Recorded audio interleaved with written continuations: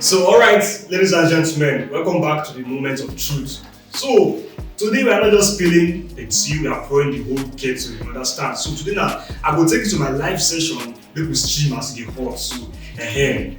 So, here we have it. Now, the so-called men of God, caught in what can only be described as, let's call it holy hypocrisy, alright? Look, I'm not here to judge anyone's preferences or private lives. What you did in your bedroom, you understand? That's between you, yourself, and whoever you believe in. You understand? It not concern me, you get. But when you wear sheep's clothing and preach morality while indulging in the very things you condemn, that's when I have a big problem. You understand? Me, I get problem with that one. That you get issue. And that one, goes scot-free. If you did my table, I tell you always, you go learn no. So this part are long. So let's go. This video right here is a wake-up call. I mean to say wake-up call to every blind one following these so-called pastors, prophets, or whatever titles they give themselves. Wolves in sheep's clothing, that's what they are. Yes, that's what I call them. Because that's what they really are. Now, as the hot now, so people they accuse me, but let's go. I don't mind. So for the comment section now, somebody will tell me say, very dark man, why are you dragging the church like this? VDM. See this thing, I'm not dragging the church, you understand? I'm dragging the people who use the church as a cover for their deceit, you get? So there's a difference between me dragging the church and me dragging those people who are using the church to cover up.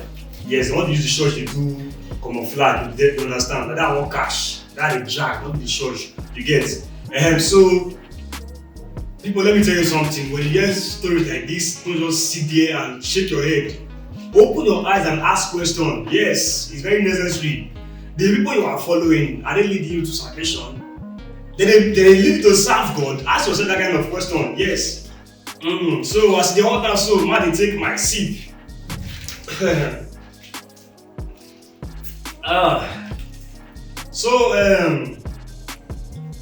And to Annabelle, if you're watching this, my sister, honestly, I feel sorry for you. You understand? Because it takes guts to expose truth like this, especially when it is something personal, But I hope you find peace in all of this mess you get. To the rest of you out there, let this be a lesson to you all. Don't put your faith in man. Yes, because man is flawed.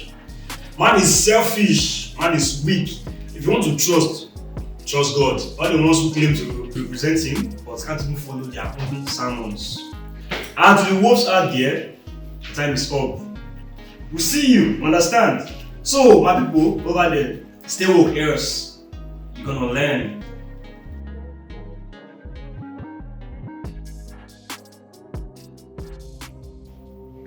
Annabelle, I don't want to hear it. please. There is something important I want to tell you. I don't care. Leave before I call security on you. Sorry. Stupid and useless man wasted their life on.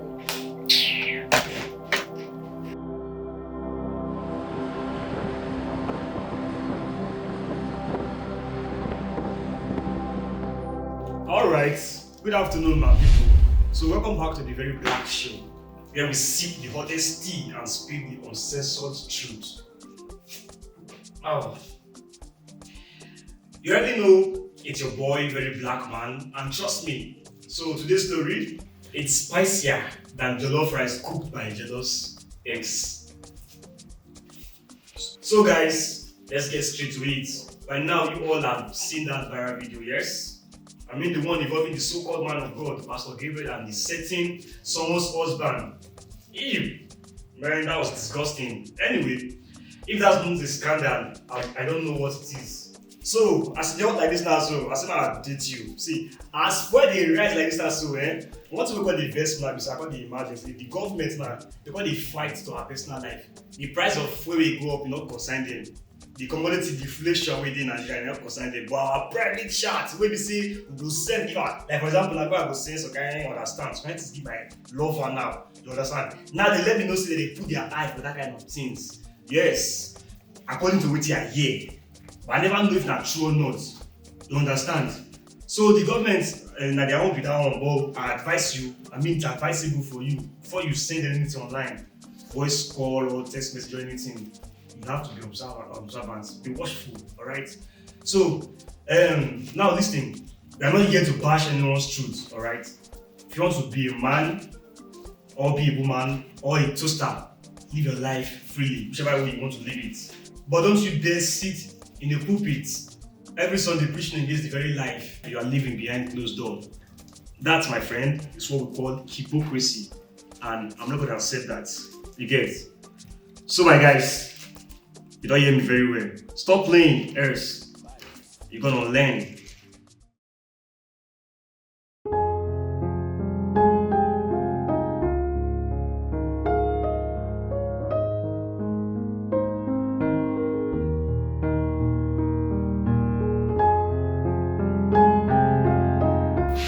Welcome back to the Roots, keeping up with Stephanie Otobo, where we uncover true stories, real emotions, and real healing. Now we have a very special guest in the house today, a very strong woman, a woman that has turned her pain into power. Welcome, Miss Annabelle. Thank you very much, Miss Ellen. How are you doing today? Very well, thank you. Miss Annabelle, I would like to say thank you very much for being here today. And first of all, I must acknowledge the bravery, the strength that it takes to, come forward with your story and the things you had to go through, right? Yes. And then the decision to share this with the world. Yeah, that is really inspiring. I just have to share my story, I know it was difficult, but I know other people need to know. Other people need to know about this. Other women need to know about this. They need to be strong. They need to know that they can come out of this without actually losing themselves. And also, thank you for having me. You're welcome. Okay, so let's rewind a bit. So you were in a marriage, yes, that you thought was solid. Exactly. You had a husband that was hardworking, and at the point, according to your story online, you said he was hardworking, and then you guys joined the ministry, and he was dedicated, and that thrilled you. Yes. But then you uncovered something. So how did you feel finding out who your husband really is? It was devastating. Like, I felt like my whole world was crumbling right before my eyes. Like, I'm the kind of person that actually I calculated before I actually went into this marriage with this man. I was so disappointed in myself. I was ashamed. I don't know if that was right, but at the time I was ashamed. I was disappointed at God. I was, questioning God. But I also believe that God understands our pains. God knows we're human and we feel pain and we can react. But I also know that He doesn't want us to stay there, and be in pain and be reacting on and on and on like forever, So He wants us to move on, which is what I did on this series. Well, it wasn't easy at all. It wasn't easy. But even if it's just one person, this gets to you and help and save them and help them to understand that you don't have to live in the pain. You don't have to live in the shame. It's not your fault that another person who called themselves your spouse and who you trusted with your life tried to run you down by not being honest with themselves, with you, with their families and friends. It's not your fault, You just have to deal with it. React if you want to react, as long as you don't hurt yourself or hurt someone else. You react and you move on. It's possible. That's what I have to say. It's possible. Okay, so you did something that a whole lot of persons are still talking about. I don't know, every Nigerian woman will see this and would want to keep it in the house, want to settle it as a family. But then you made a video of this and then you decided to post it. Why did you do that? Like I said, during reaction, you never know what, as long as you don't physically really hurt anybody, you can react as much as you want because it's really, really painful. It's, it's not just a divorce, it's somebody lying, betraying your trust for that long in this kind of situation. It's, at first I thought my husband was cheating, my ex-husband was cheating with a woman. I thought that would be the worst. Yeah. I never really imagined being the pastor, someone we actually were devoted to, going to, trusted and everything. Oh, that was a lot. So exposing them on social media and whatever platform was just a tip of the iceberg for me. Wow. I was so hurt. Yeah. You were definitely really hurt. I was. Okay, so how did you manage to heal through all of this process? Well, first of all, it was with a man of God, right? So the first person I go to is God. Yeah. I went to God, I was disappointed in Him, and I was like, if God allowed this kind of thing through a man of God, then I also realized that God will use anybody who's available for Him. That's why, even if a stone, if we use a stone to praise Himself. So I feel like part of the reasons someone that called himself a man of God will be into this kind of thing is that there's no representative of God enough. Like, there's no enough representative of God. That's why God will allow, because God knows this person is lying about his sexuality, right? But He still used him. Just because there are no other people who are willing to actually do and carry the work of God, right? So, and I don't really mind what kind of sexuality you want to do, but just don't lie to other people, risk other people's lives. And so people are not stable, they could kill you. Sure. Or kill themselves, Sure. So, yeah. So that's it for you? I went to God, and yes, He's the only one that can heal me. I tried to represent Him. I reminded Him, I represent you anywhere I find myself, though it's not in the church yet, I don't know, but I do represent God. I try to represent God anywhere I find Him, myself. Like, whatever He gives me to do, I represent Him. Alright. But then in the series, it wasn't actually shown about how Pastor Gabriel became what he became. Yes. Yes. But now I'd like to throw this. A lot of persons, a lot of boys, these things affect them during childhood. So this is more like a wake-up call to our mothers. If you are a mother, a beginning mother, and you have a son, you are supposed to protect the girl child. But then I think protecting the girl child now is more random than protecting the boy child. Whereas you're supposed to protect both children, yes, both the girl and the boy.